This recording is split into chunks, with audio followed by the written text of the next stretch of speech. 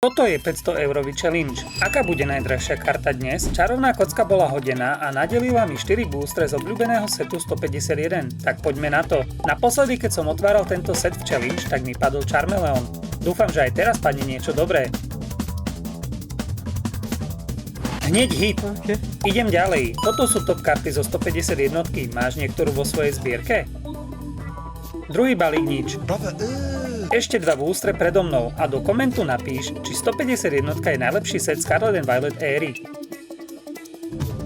Znova nič. Posledný booster. Budeme mať Last Pack Magic?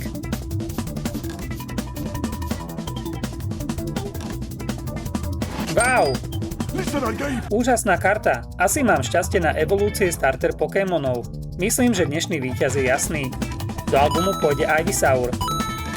Nezabudni na follow, ak sa ti páči táto výzva a vidíme sa o týždeň pri novej časti.